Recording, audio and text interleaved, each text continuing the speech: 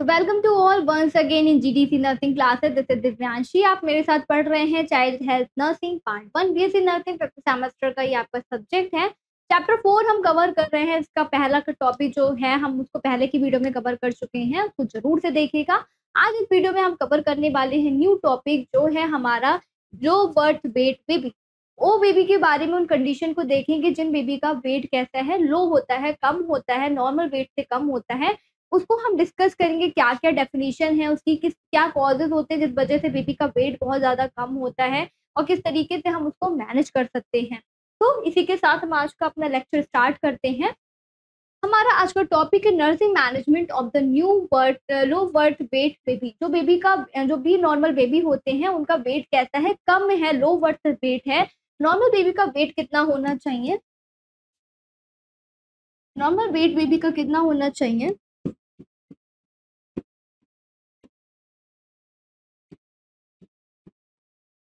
2.5 kg to 3.9 kg, ये normal weight होता है बेबी का।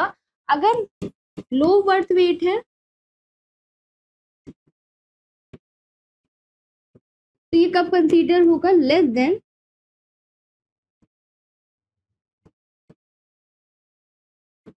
2.5 kg जब बेबी का वेट होगा। इसी के साथ ही साथ इसके सब टाइप भी होते हैं। वेरी लो वेट का कंसीडर करेंगे, बर्थ वेट,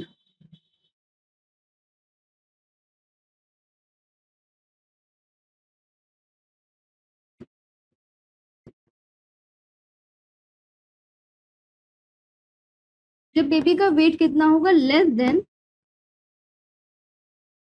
1.5 kg। और एक्सट्रीमली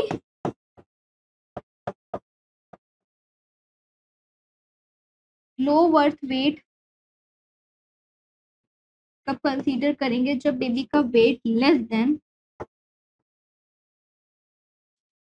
1 kg होगा। तो इसके सब टाइप देखिए, नॉर्मल वेट कितना होता है, 2.5 kg to 3.9 kg normal weight होता है। लो बर्थ तब कंसीडर करते हैं जब बेबी का वेट 2.5 kg से कम हो। इसी के साथ साथ वेरी लो बर्थ वेट तब कंसीडर करते हैं जब बेबी का वेट कितना है, 1.5 kg से भी कम है। And extremely low birth weight कब कंसीडर करते हैं, जब बेबी का वेट 1 kg से भी कम है। तो डेफिनेशन में क्या लिखा है, अ लो बर्थ वेट, जो लो बर्थ वेट होता है is defined as the new born who weight less than 2500 gram means 5.5 pounds at the birth. जब बेबी बॉर्न हुए हैं वो किस वेट के साथ में बॉर्न हुए, इनका वेट कितना है, 2500 ग्राम है एंड द 5.5 पाउंड में है, तो वो बेबी कैसे कंसीडर करे जाएंगे, low birth weight baby consider करे जाएंगे। क्या क्या कॉजेज होते हैं, बहुत सारे वेरियस कॉजेज है जिस वजह से बेबी का वेट कम होता है। मेटरनल अबनॉर्मलिटी की वजह से, अगर mother during the time of the pregnancy mother ने अल्कोहल का या फिर स्मोकिंग का कंजप्शन या फिर हार्मफुल सब्सटेंस के एक्सपोजर में आई हैं, इस वजह से बेबी का वेट अच्छे से ग्रो नहीं करेगा। या फिर मल्टीपल प्रेगनेंसी है, ट्रिपलेट है और ट्विंस है मदर की बॉडी में, वूम में, तो क्या हो सकता है, low birth weight baby cause हो सकता है, बेबी का वेट कम होगा। इसी के साथ साथ क्रोमोसोमल को भी अबनॉर्मलिटी है तो कॉज हो सकता है। मदर डायबिटिक है, हाइपरटेंशन है, तो बेबी का डेवलपमेंट अच्छे से नहीं होगा, बेबी का वेट कैसा होगा, कम होगा। तो कॉजेस क्या है मेनली इसके, प्री मेच्योर बर्थ बॉर्न। अगर मदर का गेस्टेशनल एज कम है, नॉर्मल गेस्टेशनल एज कितना होता है, 37 टू 42 20 नॉर्मल गेस्टेशनल एज होती है। अगर उससे कम है मदर का गेस्टेशनल एज जो भी है वो कम है, तो भी क्या है, बेबी का वेट जो है वो कम होता है। Pre mature birth born before the 37 weeks of the gestation, gestation से 37 वीक से पहले बेबी बॉर्न हो गए हैं, तो बेबी का वेट कैसा होगा, कम होगा। या फिर 28 वीक्स ऑफ द गेस्टेशन है, प्रेगनेंसी 28 वीक्स की है, तो भी बेबी का वेट कम हो सकता है। इसी के साथ ही साथ intra uterine growth restriction, IUGR में बेबी है, पुअर फीटल ग्रोथ होगा due to various maternal and the placental abnormality. दोनों ही कंट्रीब्यूट करते हैं इसमें, maternal and the placental factor involve होते हैं बेबी की हेल्थ में, जो कॉज करते हैं low birth weight. Multiple pregnancy, mother में मल्टीपल प्रेगनेंसी हैं, ट्विन्स हैं, ट्रिपलेट्स हैं एंड अदर मल्टीपल बर्थ हैं, तो भी क्या कॉज होगा कि बेबी में लो बर्थ वेट होने के चांसेस हो सकते हैं। एक बेबी बहुत ही ज़्यादा हेल्दी होंगे, दूसरे बेबी में न्यूट्रिशन का डेफिशिएंसी होगा या फिर उनका वेट अच्छा नहीं होगा और उनका हाइट वगैरह भी इसमें इम्पेयर्ड हो जाता है। मैटरनल हेल्थ कंडीशन, बहुत सारे मैटरनल हेल्थ कंडीशन है जो लीड करते हैं low birth weight of the baby. Hypertension, अगर हाइपरटेंसिव मदर हैं, बीपी उनका बहुत ही ज़्यादा हाई रहता है, तो भी बेबी कैसे हो सकते हैं, उनकी ग्रोथ डेवलपमेंट में प्रॉब्लम हो सकती है, बेबी का वेट कम होगा।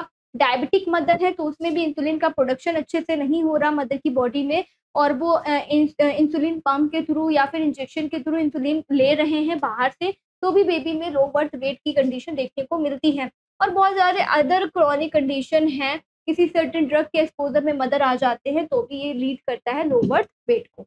पुअर मैटरनल न्यूट्रिशन, अगर mother during the time of the pregnancy अच्छे से न्यूट्रिशन नहीं ले रही हैं, फॉलिक एसिड नहीं कंज्यूम कर रही हैं, कार्बोहाइड्रेट रिच डाइट नहीं ले रहे हैं, तो भी ये क्या कॉज करेगा, बेबी की बॉडी में लो बर्थ वेट को कॉज करता है। इनएडिक्वेट nutrition during the pregnancy, pregnancy के टाइम पे मदर अच्छे से फीड नहीं कर रही, अच्छे से खा नहीं रही है, तो बेबी की बॉडी में क्या लीड करेगा, ये लो बर्थ वेट को लीड करता है।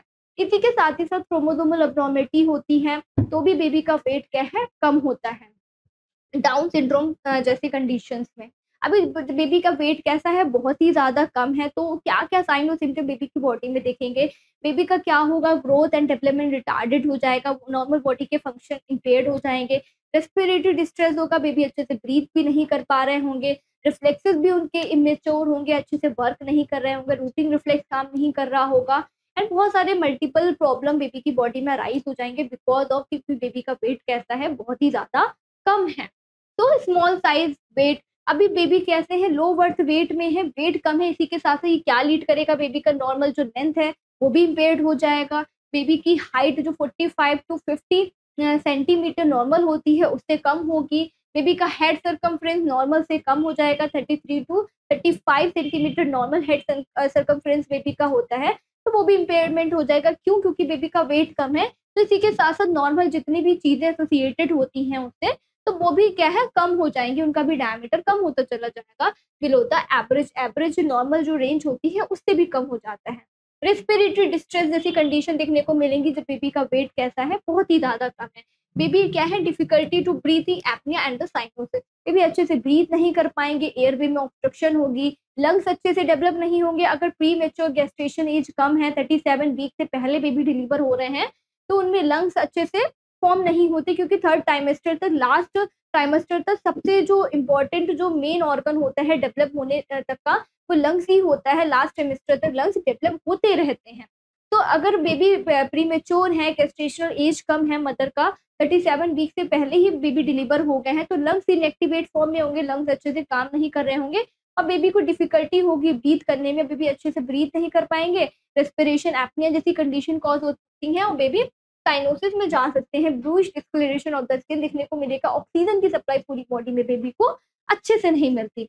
नेक्स्ट है हाइपोथर्मिया, बेबी की बॉडी में ब्लड का सर्कुलेशन अच्छा नहीं होगा, ऑक्सीजन नहीं अच्छे से पहुंचेगी, तो बेबी का थर्मो रेगुलेशन भी क्या है, इम्पेयर्ड हो जाएगा। एक्स्ट्रा यूट्राइन लाइफ को बेबी अच्छे से अडॉप्ट नहीं कर पाएंगे और बेबी का टेम्परेचर कैसा होगा, लो होगा नॉर्मल से। इसी के साथ ही साथ हाइपोग्लाइसीमिया भी देखने को मिलता है, low blood sugar level baby की बॉडी में होगा। नेक्स्ट है फीडिंग डिफिकल्टी, बेबी अच्छे से फीड नहीं कर पाएंगे, रिफ्लेक्स उनके अच्छे से डेवलप नहीं हुए होंगे, सकिंग रिफ्लेक्स बहुत ही वीक होगा। पुअर फीडिंग, अच्छे से अगर सकिंग रिफ्लेक्स नहीं है, रूटिंग का अच्छे से रूटिंग रिफ्लेक्स नहीं प्रेजेंट है, तो बेबी अच्छे से फीड भी नहीं कर सकते। एंड द गैस्ट्रोइसोफेजियल रिफ्लेक्स भी हो सकता है प्रेजेंट हो, जीईआरडी की कंडीशन भी हो सकती है। इसी के साथ साथ कोई भी नॉर्मल डिफॉर्मिटी भी देखने को मिल सकती है कि बेबी की बॉडी में स्ट्रक्चर, एनाटॉमिकल कोई भी स्ट्रक्चर अच्छे से फॉर्म ना हुआ हो। तो लो बर्थ वेट जो है बेबी के जो भी पूरा मैकेनिज्म है बॉडी का, उसको इम्पेयर्ड कर देता है। मल्टीपल जो भी प्रॉब्लम है बेबी की बॉडी में अराइज होती है ड्यू टू वेट, अगर बेबी का वेट कम है, क्योंकि उसी से एसोसिएटेड बहुत सारी चीजें हैं जो लगी हुई हैं। अगर बेबी का वेट कम होगा तो बेबी का लेंथ भी इम्पेयर्ड होता है, हाइट भी इम्पेयर्ड होगा, इसी के साथ ही साथ बेबी का chest and the head circumference भी इम्पेयर्ड हो जाता है। नेक्स्ट है डायग्नोस्टिक इवैल्यूएशन, इसको किस तरीके से हम डिटेक्ट करेंगे, birth weight measurement of the weight at the time of the birth. Baby का बर्थ वेट चेक करेंगे, जैसे ही बेबी डिलीवर हुए हैं उनका वेट कितना है। अगर मदर 37 वीक से पहले ही जो भी गेस्टेशनल एज है उससे पहले ही बेबी डिलीवर हुए हैं, तो उनका सबसे पहले हम वेट चेक करते हैं कि बेबी का वेट कितना है। गेस्टेशनल एज असेसमेंट के लिए बेलॉट स्कोर करा जाता है, जिसका नॉर्मल स्कोरिंग 40 टू 50 होता है। नॉर्मल स्कोरिंग इसमें 10 टू 50 होता है, जिसमें हम क्या देखते हैं, गेस्टेशनल एज को देखेंगे बेबी की। अगर मदर को अपना एलएमपी भूल गए हैं, उनको नहीं पता कि कितना टाइम चल रहा है, उनकी प्रेगनेंसी कितने वीक की हो गई है, तो उसको फाइंड आउट करने के लिए, गेस्टेशनल एज असेसमेंट को फाइंड आउट करने के लिए बेलॉट स्कोर किया जाता है। फिजिकल एग्जामिनेशन इसी के साथ मेडअप करते हैं। हेड टू टू बेबी को पूरी तरीके से वैल्यूएट करेंगे, असेसमेंट करेंगे, इंस्पेक्शन करेंगे। Assessment of the overall health and the development, baby के डेवलपमेंट को देखेंगे, रिफ्लेक्सेस उनके कैसे हैं, रूटिंग रिफ्लेक्स कैसा है, बेबी अच्छे से फीड कर पा रहे हैं, नहीं कर पा रहे हैं, बेबी का क्राई कैसा है, बेबी अच्छे से रो रहे हैं या फिर नहीं रो रहे, रेस्पिरेशन की प्रोसेस को ये चेक करते हैं। नॉर्मल हार्ट के साउंड को सुनने की कोशिश करेंगे कि अब नॉर्मल साउंड एक्सपेक्टेशन के टाइम पे सुनाई तो नहीं दे रहा, मर्मर्स तो नहीं प्रेजेंट है साउंड में। स्ट्राइडर को फाइंड आउट करने की कोशिश करते हैं। During the time of the inspiration and the expiration कोई भी अब नॉर्मल साउंड तो प्रोड्यूस नहीं हो रहा है। तो सारा कुछ हम फिजिकल एग्जामिनेशन में, बेबी के बॉडी में कोई भी नेजल अबनॉर्मिटी प्रेजेंट है, नेजल पॉलिश प्रेजेंट है या फिर नेजल सेप्टम डेविएटेड है, तो उसको भी आइडेंटिफाई हम फिजिकल एग्जामिनेशन के थ्रू करेंगे। इसी के साथ साथ हाइपोग्लाइसीमिया की स्टेट को, हाइपोकैल्सीमिया को फाइंड आउट करने के लिए हम लेबोरेटरी टेस्ट को परफॉर्म करते हैं। एचबी लेवल को चेक करने के लिए हम क्या करेंगे, लेबोरेटरी टेस्ट को परफॉर्म करेंगे। ब्लड ग्लूकोज लेवल को चेक करेंगे, क्योंकि अगर बेबी का वेट कम है तो बेबी में ग्लूकोज का, शुगर का लेवल भी कम हो जाता है ब्लड में। इसी के साथ साथ हीमोग्लोबिन चेक करते हैं, अदर टेस्ट करते हैं अगर नीड हुई तो। अगर बेबी हाइपोथायराइडिज्म में है तो वो भी चीज़ों को हम चेक करेंगे डायग्नोस्टिक वैल्यूएशन में। देन है नर्सिंग मैनेजमेंट, ये बहुत ही इंपॉर्टेंट है। मेनली नर्सिंग मैनेजमेंट ही पूछा जाता है। लो बर्थ वेट बेबी को किस तरीके से, अगर बेबी का वेट कम है तो उसको हम किस तरीके से क्या नर्सिंग इंटरवेंशन देंगे कि हम बेबी को केयर प्रोवाइड कर सकते हैं। वाइवा में मेनली पूछा जाता है क्वेश्चन। तो थर्मल रेगुलेशन, बेबी क्या है, हाइपोथर्मिया की स्टेट में है, बेबी का वेट बहुत कम है, तो वो हाइपोथर्मिया में उसका टेम्परेचर कम हो सकता है। उसको प्रिवेंट करने के लिए हमें थर्मो रेगुलेशन को मेंटेन करने की नीड है। Maintain a warm environment, baby के सराउंडिंग में कैसा एनवायरनमेंट क्रिएट करना है, वार्म एनवायरनमेंट क्रिएट करना है। इससे बर्थ होने के बाद में जो एक्स्ट्रा यूट्राइन लाइफ में जैसे ही बेबी डिलीवर हुए हैं, उस एनवायरनमेंट को वो अच्छे से अडॉप्ट करें और हाइपोथर्मिया से हम बेबी को प्रिवेंट करें। तो सबसे पहले मोस्ट इंपॉर्टेंट है थर्मो रेगुलेशन को मेंटेन करना। इसी के साथ ही साथ जैसे ही बेबी बॉर्न होते हैं, हमें पता चलता है कि मदर का गेस्टेशनल एज 37 वीक से कम है, 28 वीक ऑफ द गेस्टेशन में बेबी डिलीवर हुआ है, तो उस कंडीशन में हमें बहुत ही ज़्यादा अलर्ट रहने की नीड होती है, ध्यान देने की नीड होती है। और हम क्या यूज़ करेंगे, radiant warmer and the incubator का यूज़ करते हैं बेबी को वार्म रखने के लिए और उनके टेम्परेचर को मेंटेन रखने के लिए। Monitor the temperature regularly, baby के टेम्परेचर को इसी के साथ साथ कंटिन्यूसली हम मॉनिटर भी करते रहेंगे। रेस्पिरेटरी सपोर्ट प्रोवाइड करते हैं। प्रीमेच्योर बेबी हैं, उनका वेट बहुत ही ज़्यादा कम है, गेस्टेशनल एज का कम में वो डिलीवर हुए हैं, तो रेस्पिरेटरी सपोर्ट देने की बहुत ही ज़्यादा नीड है, क्योंकि हमें पता है लो बर्थ वेट बेबी है तो लंग्स अच्छे से डेवलप नहीं हुए हैं, वो खुद से ब्रीथ नहीं कर सकते, गेस्टेशनल एज मदर का बहुत ही ज़्यादा कम है, तो इस वजह से रेस्पिरेटरी सपोर्ट देने की बेबी को नीड होती है। Provide oxygen therapy as prescribed, जैसे ही डॉक्टर ने प्रिस्क्राइब करा है उसी के अकॉर्डिंग हमें बेबी को क्या करना है, रेस्पिरेटरी सपोर्ट प्रोवाइड करना है। पूरा बेबी को पॉजिटिव प्रेशर वेंटिलेशन सपोर्ट देंगे, अगर नीड हुआ तो इंडोट्रेकियल इंट्यूबेशन भी करते हैं।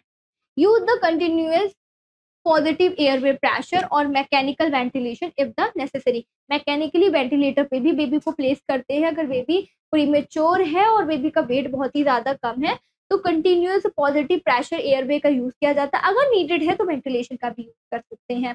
Monitor oxygen saturation and the blood gases, तो ब्लड गैस एक्सचेंज हो रहा है, ऑक्सीजन लेवल को प्रॉपर मॉनिटर करते रहना। अगर बेबी में ऑक्सीजन लेवल कम होगा तो साइनोसिस हो सकता है और बेबी में लाइफ थ्रेटनिंग कंडीशन अराइज होगी, सेल और टिश्यू जो है वो डेथ हो जाएंगे। तो बेबी का ऑक्सीजन लेवल को अच्छे से मॉनिटर करना है, उनका सेचुरेशन देखना है कि बेबी का ऑक्सीजन लेवल कितना है, अगर नहीं है तो 100% ऑक्सीजन उन्हें डिलीवर करना है। नेक्स्ट है न्यूट्रिशन, न्यूट्रिशन का बहुत ही ज़्यादा ध्यान रखना है कि अगर प्री टर्म बेबी हैं या फिर उनका वेट बहुत ही ज़्यादा कम है, तो उनको न्यूट्रिशन हमें अच्छे से जो फीडिंग वो कर रहे हैं उसमें बेबी को इंगेज रखना है, इन्वॉल्व रखना है। प्रमोट द ब्रेस्ट फीडिंग, जैसे ही बेबी डिलीवर होते हैं अलग अलग हॉस्पिटल पॉलिसी होती है कि 24 आवर्स में बेडिंग इन और रूमिंग इन प्रैक्टिस को इन्वॉल्व किया जाता है। तो उसके अकॉर्डिंग जैसे ही बेबी की जो फीडिंग है after 1 hour of the birth हम इसको फीडिंग को स्टार्ट कर देते हैं। इसी के साथ ही साथ अगर बेबी का वेट बहुत ही ज़्यादा कम है तो कंगारू मदर केयर भी बेबी को प्रोवाइड करते हैं, जिसके थ्रू हाइपोथर्मिया जैसी कंडीशन को हम ट्रीट कर सकते हैं और बेबी को हम जो भी लव एंड अफेक्शन है बेबी को मदर के थ्रू वो मिलेगा और बेबी अच्छे से कोप अप कर पाएंगे, जो भी उनकी कंडीशन है उनसे जल्दी ही वो रिकवर कर लेंगे। तो nutrition promote the breast feeding, baby का जो भी इंपॉर्टेंट फूड है, जब इन्फेंट बेबी है, न्यूबॉर्न बेबी, तो उनका मेन फूड क्या होता है? फीड, मिल्क फीडिंग होता है। तो भी वो मिल्क फीड कर रहे होते हैं, तो ब्रेस्ट फीडिंग को हमें अच्छे से प्रमोट करना है। Express to the breast milk और डोनर मिल्क, अगर डोनर मिल्क है तो उसको भी अच्छे से करना है और ब्रेस्ट फीडिंग अगर मदर करवा रहे हैं तो उन्हें भी प्रमोट करना है ब्रेस्ट फीडिंग के लिए। यूज फॉर्मूला फीडिंग, अगर बेबी अच्छे से सक नहीं कर पा रहे हैं, रिफ्लेक्स अच्छे नहीं है, रूटिंग रिफ्लेक्स नहीं प्रेजेंट है, तो फॉर्मूला फीडिंग का यूज करते हैं। If the breast feeding is not possible, अगर मदर के निप्पल सोर है, बहुत ही ज्यादा इन्वर्टेड है, तो फिर हम क्या कर सकते हैं? फॉर्मूला फीडिंग का यूज करते हैं। Monitor feeding tolerance and the adjust feeding schedule as needed, monitor करना है बेबी की टॉलरेंस के कि कितना वो फीड कर पा रहे हैं। इसी के साथ साथ देखना है फीडिंग शेड्यूल को कैसे, जैसे जैसे हमने बेबी को फीड कराया तो हमें ध्यान में रखना है कि किस टाइम पे हमने बेबी को फीड कराया था और कितने टाइम के बाद हमें फिर से बेबी को फीड करवाना है। Infection control implementation, strict infection control measure, और जब बेबी का वेट बहुत ही ज़्यादा कम है तो उनका इम्यूनिटी भी बहुत ही ज़्यादा वीक होगा, वो अच्छे से इन्फेक्शन से फाइट नहीं कर पाएंगे और बहुत ही ज़्यादा प्रोन होंगे किसी भी इन्फेक्शन के लिए। तो उनके सराउंडिंग में जितना भी इन्वायरमेंट है वो एकदम स्टाइल होना चाहिए, उनके लिए फ्रेंडली होना चाहिए, बिल्कुल भी उन्हें कंटामिनेटेड नहीं होने देना है, अनहाइजीनिक सैनिटेशन का यूज़ नहीं करना है।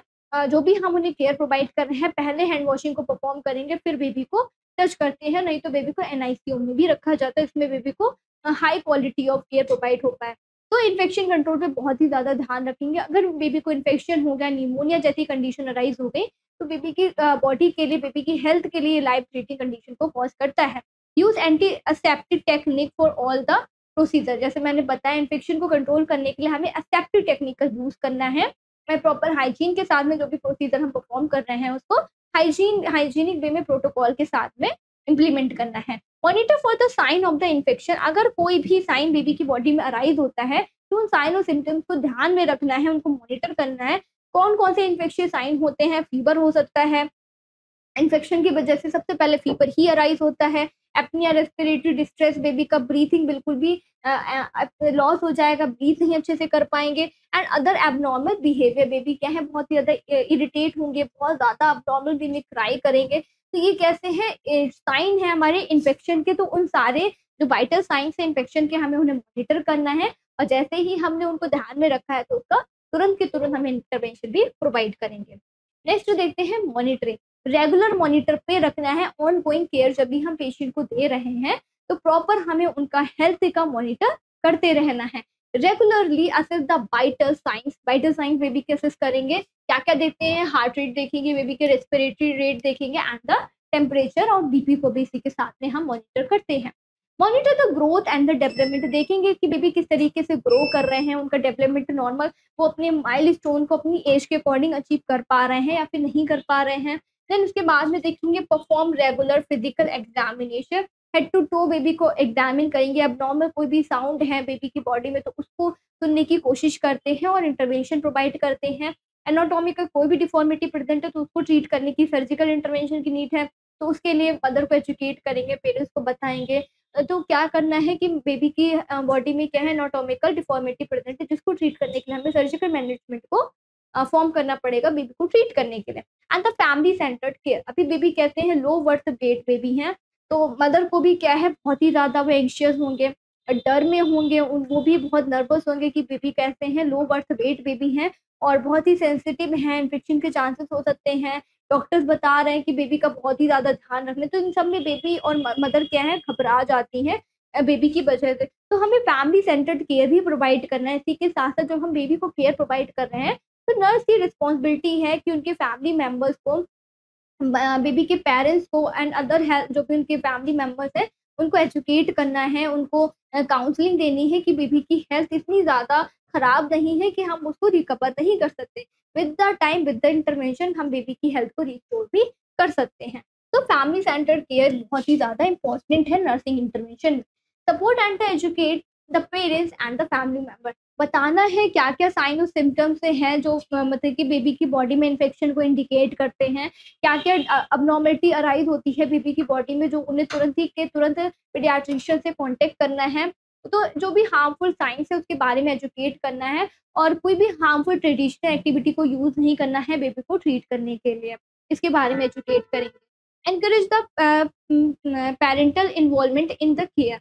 और जो बेबी के पेरेंट्स हैं उनको इन्वॉल्व करेंगे बेबी को केयर प्रोवाइड करने के लिए, वो भी एंगेज हों और जैसे मदर और बेबी के बीच का या फिर बेबी और पेरेंट्स के बीच का बॉन्ड अच्छे से फॉर्म हो और जो केयर बेबी को प्रोवाइड हो रही है वो उनके पेरेंट्स भी उन्हें प्रॉपर तरीके से एंगेज हो।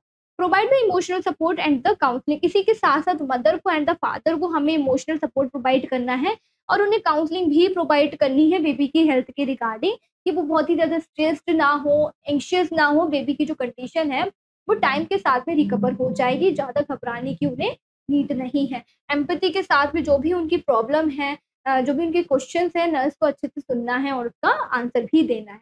नेक्स्ट है multidisciplinary collaboration. Other health care worker के साथ में भी नर्स को इस सिचुएशन में काम करना है। Work with the health care team, physician and the therapist, nutrition.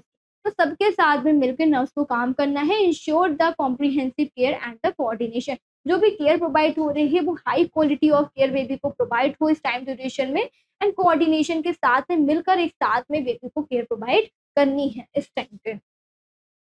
Next है कॉम्प्लिकेशन एंड द इंटरवेंशन। जैसे लो बर्थ वेट बेबी है तो मल्टीपल सिस्टम बेबी के इन्वॉल्व होते हैं। बेबी का जो फंक्शन होता है वो अब नॉर्मल वे में इम्पेयर्ड हो जाता है पूरी ही तरीके से।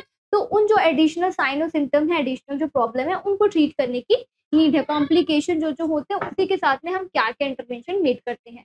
पहला है रेस्पिरेटरी डिस्ट्रेस सिंड्रोम। अगर बेबी में रेस्पिरेटरी सिंड्रोम प्रेजेंट है, नॉर्मली तो होता ही है क्योंकि बेबी लो बर्थ वेट है और गेस्टेशनल एज बहुत ही ज़्यादा कम है, तो रिक्वायर्ड होती है किसकी, रेस्पिरेटरी डिस्ट्रेस सिंड्रोम में क्या करते हैं, administer surfactant therapy, mucolytic therapy baby को देंगे और जिसके थ्रू कॉर्टिकोस्टेरॉइड देंगे जो भी इंफ्लेमेशन वगैरह प्रेजेंट है तो वो नॉर्मलाइज हो जाए। हाइपोग्लाइसीमिया अगर है बेबी को तो प्रोवाइड करेंगे ग्लूकोज सप्लीमेंट देंगे जिससे ब्लड ग्लूकोज का लेवल नॉर्मलाइज हो जाए।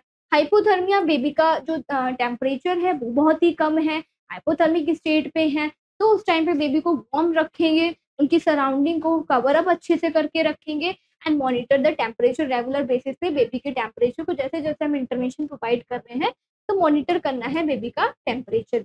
इन्फेक्शन, अगर बेबी को इन्फेक्शन है, एडमिनिस्टर एंटीबायोटिक, इमीडिएटली प्रॉम्प्ट हमें डिसीजन मेक करना है, बेबी को एंटीबायोटिक एडमिनिस्टर करनी है and implement the infection control measure. उन मेजर का यूज करना है जिसके थ्रू हम इन्फेक्शन को कंट्रोल करें, प्रॉपर प्रोटोकॉल्स का यूज करते हुए बेबी को गाइड करना है, बेबी को केयर प्रोवाइड करनी है, उसे मॉनिटर पे रखना है और ऑब्जर्वेशन पे भी इसी के साथ में रखेंगे और रेगुलर बेसिस पे ऑनगोइंग केयर में हमें रेगुलर बेबी के वाइटल साइंस को भी मॉनिटर करते रहना है। नेक्स्ट डिस्चार्ज, जैसे ही बेबी डिस्चार्ज हो रहे हैं तो उस टाइम पे हमें क्या क्या प्लान करने की नीड है, बेबी मदर को हम क्या क्या एजुकेट करेंगे फॉलो केयर के बारे में।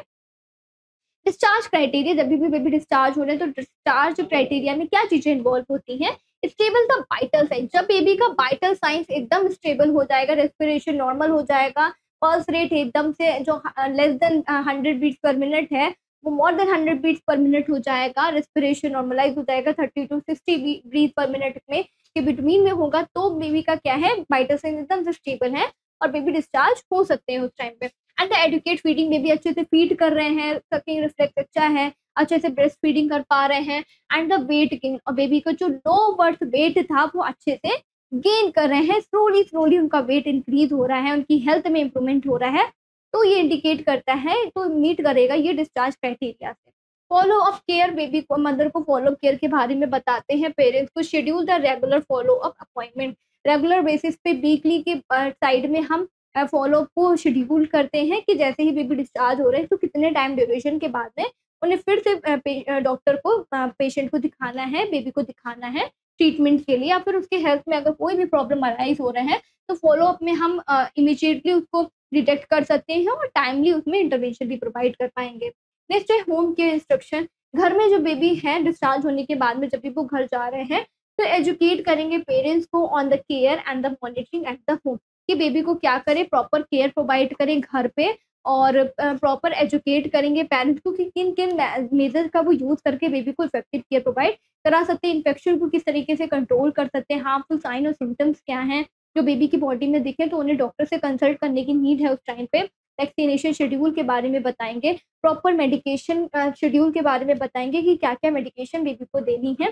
तो इन सारी चीज़ों के बारे में होम सेटिंग में जब भी बेबी डिस्चार्ज होकर घर जा रहे हैं तब उसमें क्या क्या चीज़ें ध्यान में रखनी, चाइल्डहुड इमरजेंसी को बेबी से प्रिवेंट करना है, जब भी मदर बेबी को क्लोथिंग कर रहे हैं तो उन्हें फॉल होने से बचाना है, और बेबी का वेट बहुत ही कम है, अगर वो गिर जाएंगे तो बहुत ही ज़्यादा उनकी हेड इंजरी हो सकती है, लाइफ थ्रेटनिंग कंडीशन अराइज होगी, इवन बेबी की डेथ भी हो सकती है। तो उन कंडीशंस को हमें प्रिवेंट करना है।